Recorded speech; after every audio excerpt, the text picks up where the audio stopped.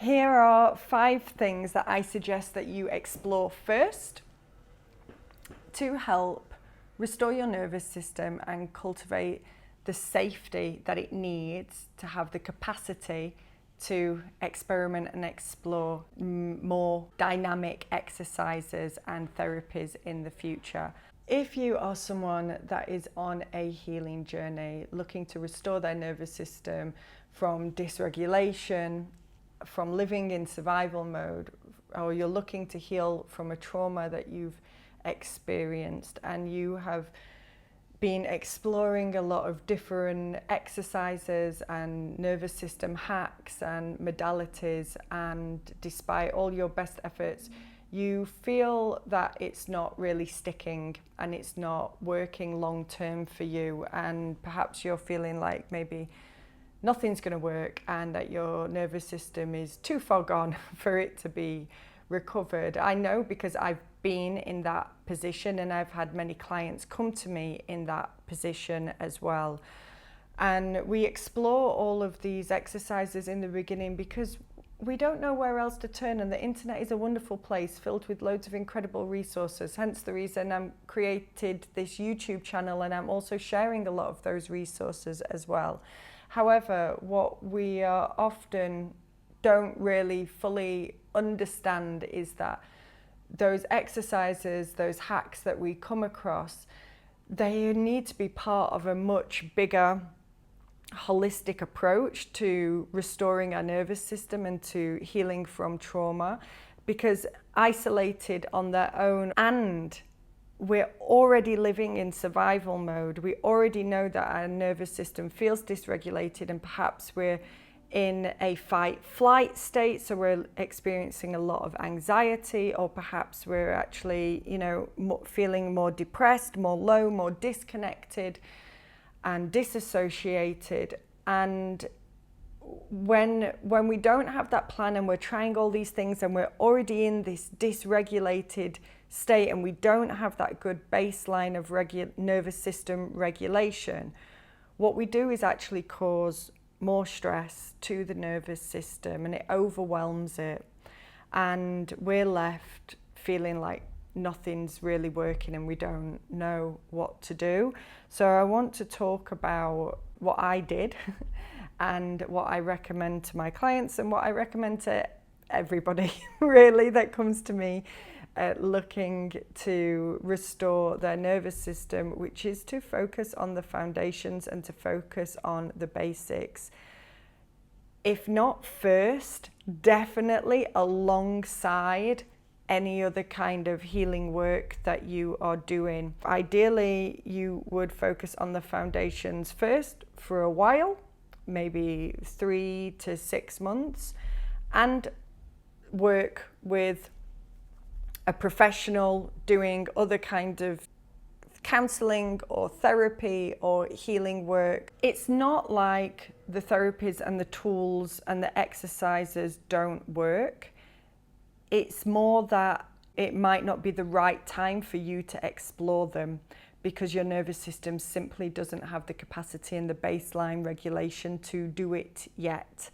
And so by focusing on the foundations and focusing on the basics for a longer period of time is actually going to help to move the needle more than doing all of those other things.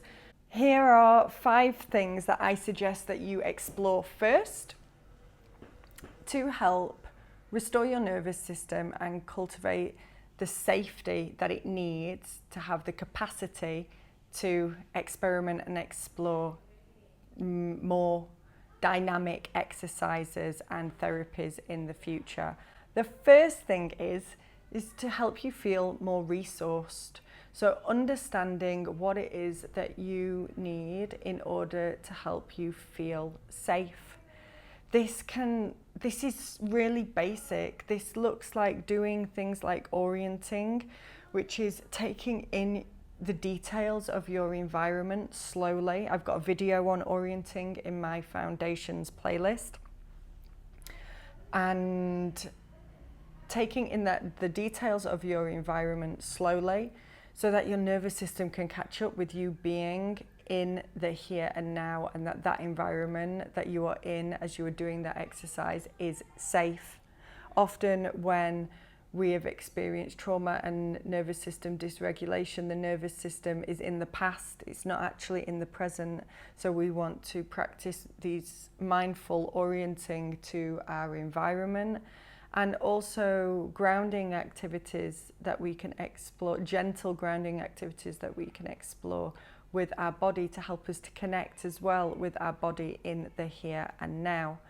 And resourcing includes us understanding what things help us feel safe, help us feel at ease, help us to feel peace and calm. And this might look like wearing your favorite clothes, eating your favorite foods, cooking your favorite meals. It might also look like identifying certain objects around the room or photographs that help you feel safe and bring back pleasant memories, or can also look like having certain people in your life that you feel safe with sharing and connecting with. So establishing safety is the first thing that I suggest that you focus your energies on, and that comes through orienting, grounding, and resourcing. The second thing that I would invite you to focus on is understanding if you are breathing correctly and looking at the breath and feeling the breath in a very gentle and functional way. I trained as a breathwork coach in 2025, and what we know is that when we are living in survival mode, our breath becomes shorter, it becomes shallower, and we often end up not actually breathing through our nasal cavity. And when we are breathing in and out through our mouth, and we're breathing for short, rapid breaths, and we are breathing into our chest instead of using our diaphragm, this automatically sends a message to the nervous system that we are under threat and that we are actually in a survival state. And so many people do not realize this. I even had a client come to me in the past week who is also a practitioner that does this kind of work as well. And within a few minutes, I was observing how they were breathing and noticed that they were doing all of those things, very short, shallow breaths, etc., and encouraged them to explore us doing some coherent breath work and some diaphragmatic training together to correct that breath before we continued with the rest of the session. So you want to establish if you are breathing correctly, and then if you need to focus on correcting your breath, and you can do that through diaphragmatic training, which is where, in short, we place our attention on our lower abdomen, often using a little bit of weight so you can get that feedback from the body. You lay down, or you can also do it seated, but then you have to hold your hands or a pillow against your lower abdomen and just slow the breath right down and feel the lower part of the abdomen move first, and bringing the breath back through the nasal cavity for the inhale and for the exhale, and practicing this for 5 minutes a day at the start of your day or in the middle of your day is such a game changer and has had the biggest impact on my nervous system above probably anything else. Making space in my day each day to practice this foundational breathwork technique has helped me build a much better relationship with my body, with my breath, with my nervous system, and just allows me to check in with myself each day and give myself the attention that I need. Point number 3 is to Invest in taking care of your body, and in two very simple ways. This looks like assessing what you're putting into your body. So are you eating enough nutrient dense foods? Are you hydrated enough? Is there any opportunity that you can increase the amount of fruits or vegetables or lean protein that you are eating, natural unrefined carbohydrates, for example? And are you drinking enough water? And the second part of this is movement. So bringing in some gentle daily exercises that you feel comfortable to explore and that you feel like you want to explore is also really really impactful for our nervous system. Just that connection with our body, just that connection with our body's health, making sure that we are not sedentary. When we're moving, we're up, we're moving, we're either doing mobility or doing some gentle yoga or doing some gentle stretches or dancing or walking or jogging or going and doing weight training, climbing, whatever it is that you feel that you enjoy doing. Can you get more of that into your day, into your week? So taking care of your body as much as possible, bringing your attention back to the body, because trauma creates a disconnect from our mind and our body, and we want to bring the attention back to the body and realize that we are in our bodies, we are living in our bodies, and they are carrying us around, and we want to give them the care and the attention that they require. Point number 4 is also about the body, and this is about learning to listen to and respond to your interoceptive cues. Your interoception is your ability to hear what your body is asking of you. This looks like very basic things such as, are you taking a drink when you need a drink? Now I said that, I need a drink. Are you going to the bathroom when you need to go to the bathroom? Are you stretching your body when you need to stretch? Yawning when you need to yawn? Coughing, passing gas, etc. Eating food when you are hungry? Or are you ignoring those things and suppressing and holding it in and thinking you can do it later? And of course there are some things that we cannot do in that very moment because there could be something else going on that we literally cannot stop doing in that moment, like driving a car or supporting children or something like this. But when that task ends, are you then listening to and meeting your own needs?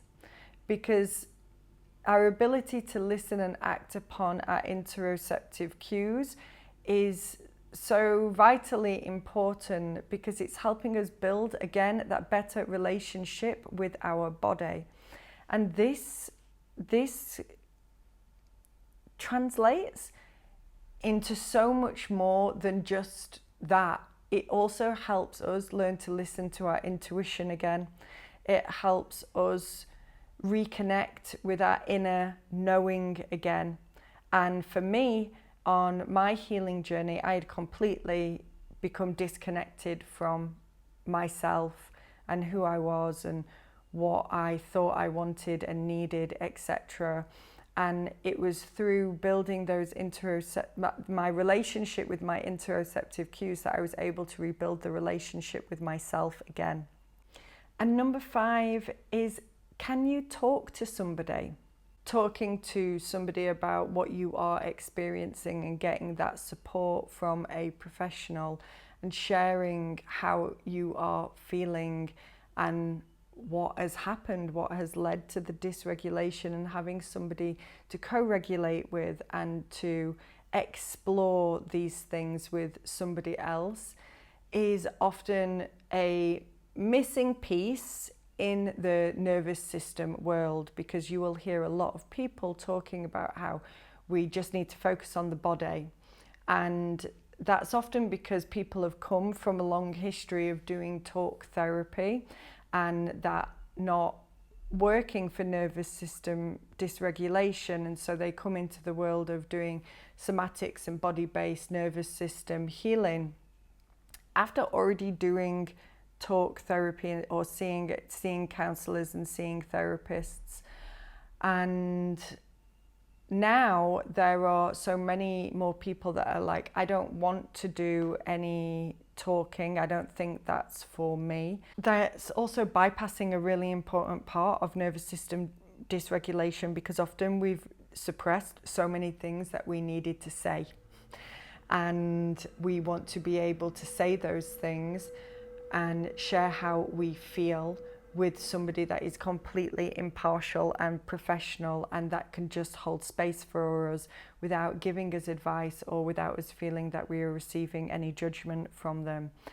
And this is incredibly nurturing for the nervous system, not only to be able to release those things if you've never done that type of work before, but also to be witnessed by somebody else and supported by somebody else. Those are the 5 things that I recommend that you focus on if you are on a healing journey and you've been exploring lots and lots of different things, but you've not actually been able to see the change for the investment of time and effort and energy that you have put into doing that work.